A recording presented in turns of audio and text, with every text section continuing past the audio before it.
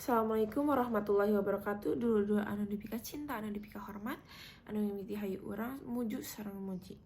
Syukur ka Gusti Nu Maha Suci anu parantos masihan rahmat sareng hidayat ka urang sadaya. Kuring oge henteu hila ucapkeun seueur hatur nuhun kana kesempatan anu parantos dipasihkeun pikeun kuring biantara kalayan tema nganaan pentingna ngawangun karakter anu dimimitian dina diri urang sorangan. Dulur-dulur kuring kuring resep karena pentingna ngawangun karakter anu dimimitian dina diri urang sorangan. Penting pisan, tanpa karakter anu sae hiji bangsa tiasa ngalaman kasusahan sareng mundurna bangsa eta.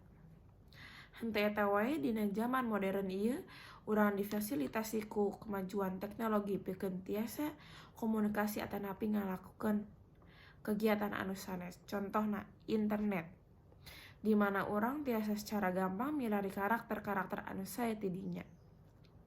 Dina pendidikan moral, peran sakola sareng sepuh mangrupikeun hal anu penting. Kalawangan dina hal ieu kolotna ngagaduhkeun peran anu ageng dina ngarahan moral kalih. Dina milih informasi tunjukkeun naon anu sae, naon anu gorengna. Sedangkeun sakola salaku lembaga pendidikan resmi saatos keluarga diperyogikan ngarakeun moral anu hadek.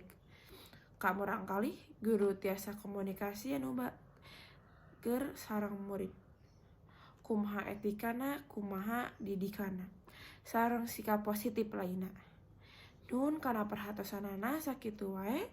Ti abdi wassalamualaikum warahmatullahi wabarakatuh.